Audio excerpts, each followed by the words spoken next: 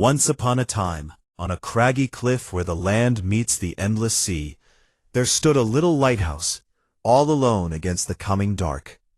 And there, at the bottom of its winding stone stairs, stood a little girl named Mia, hugging a great heavy can of oil, almost as big as she was.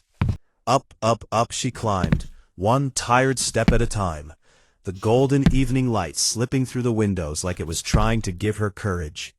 At last, at the very, very top, she reached the lantern room, where the great lamp sat quiet and still, and her papa's empty chair waited by the window, his old fisherman's cap resting gently upon it. But oh no! Just as she reached the top, the can slipped right out of her tired little arms. Oil spilled across the floor in a glistening puddle, and with a flicker and a sputter, the great light went dark.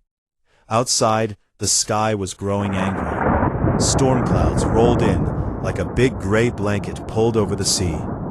Mia sank down to the floor, hugging her knees, feeling very, very small. But just then, flutter, flutter, flap, through the broken window hopped a funny little seagull with one scruffy ear feather and the brightest, most curious eyes you ever did see. His name was Pebble, and he was dragging a piece of driftwood almost twice his size. He dropped it right at Mia's feet and tilted his head, as if to say, "Well, are we going to fix this or not?"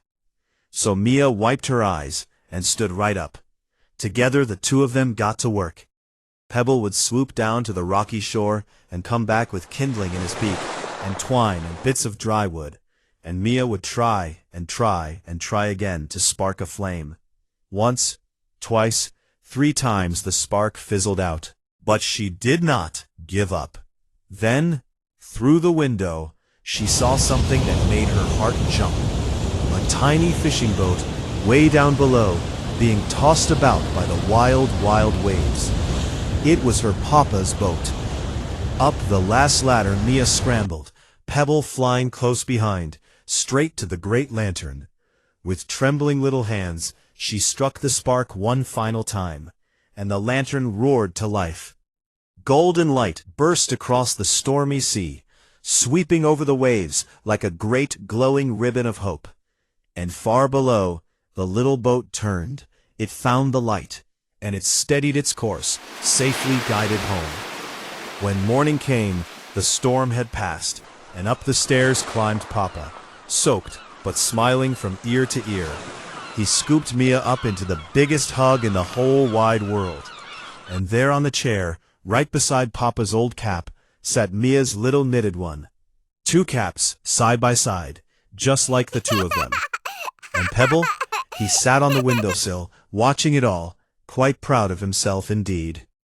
Even when you feel small and scared, your courage and a little help from a friend can light the way home for someone you love.